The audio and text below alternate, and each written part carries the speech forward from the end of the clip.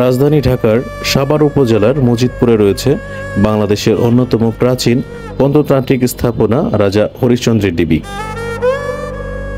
রাজা হরিশ্চন্দ্রের ঢিবি স্থানীয় মানুষের কাছে রাজা হরিশ্চন্দ্রের বাড়ি, রাজা হরিশ্চন্দ্রের ভিটা বা রাজা হরিশ্চন্দ্রের প্রাসাদ ইত্যাদি ভিন্ন ভিন্ন নামে পরিচিত।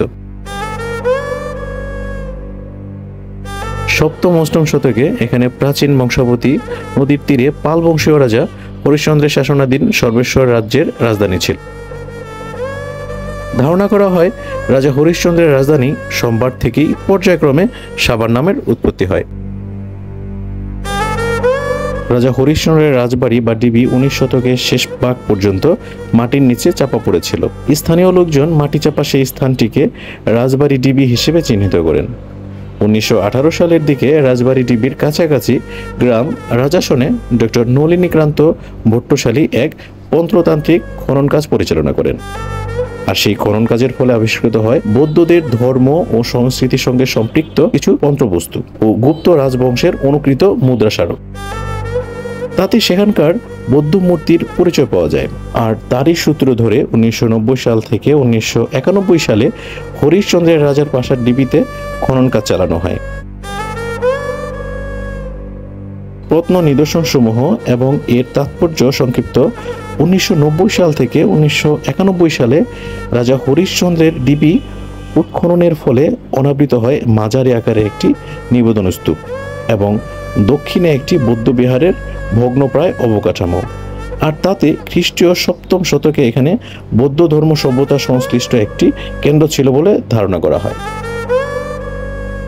হরিশ্চন্দ্র রাজার প্রাসাদের ঢিবির উৎখননে অনাবৃত হওয়া বিহারটির মধ্যে একাধিক পুনর্নির্মাণ এবং একাধিক মেঝের চিহ্ন লক্ষ্য করা যায়। বিহারের স্থাপত্যশৈলীতে 4টি স্তর অনুধাবনযোগ্য। 4 স্তরের নির্মাণ অবকাঠামো পাওয়া যাওয়ায় বোঝা যায় লম্বা সময় ধরে এটি ব্যবহৃত হয়েছিল। খনন কাজের সময় বিহারের উপরের স্তর থেকে খ্রিস্টীয় সপ্তম থেকে অষ্টম শতকের স্বর্ণ এবং রূপো মুদ্রা এবং খ্রিস্টীয় অষ্টম থেকে নবম শতকের ব্রোঞ্জ নির্মিত ধ্যানী বুদ্ধ এবং তান্ত্রিক মূর্তি আবিষ্কৃত হয়েছে। এখানে প্রাপ্ত অনেক ব্রোঞ্জ নির্মিত মূর্তি দেখে বোঝা গেছে মহাজ্ঞানী বৌদ্ধ মতাদর্শের একটি কেন্দ্র ছিল এটি। এছাড়াও এখানে নানা ধরনের নিদর্শন পাওয়া গেছে। ধুতি পরিহিত, কিরিট মুকুট, চুড়ি, হাড়, কোমরবদ্ধ, বাজুবদ্ধ সজ্জিত লোকেশ্বর, বিষ্ণু মূর্তি, পদ্মপাণি, ধ্যানী বুদ্ধ, অবকুলিতেশ্বর, প্রজ্ঞা, পারমিতা অনেক ভাস্কর্য নিদর্শন এখান থেকে পাওয়া যায়। শিল্পশৈলী বিবেচনায় এসব প্রত্নবস্তু খ্রিস্টীয় 7 থেকে 8 শতকের নিদর্শন বলে বিশেষজ্ঞরা ধারণা করেন। বর্তমানে এসব নিদর্শন বাংলাদেশ জাদুঘরে সংরক্ষিত রয়েছে বলে জানা যায়। কিভাবে যাবেন? ঢাকার বিভিন্ন স্থান থেকে সাভারগামী বেশ কিছু বাস সার্ভিস চালু আছে। সাভার পৌরসভার রাজাসন এলাকার মজিদপুরে রয়েছে রাজা হরিশ্চন্দ্রের ঢিবি। সাভার বাজার বাস স্ট্যান্ড থেকে পূর্ব দিকের রাস্তায় রিক্সা ভাড়া নিয়ে অথবা পায়ে হেঁটে রাজা হরিশ্চন্দ্রের ঢিবিতে যেতে পারবেন।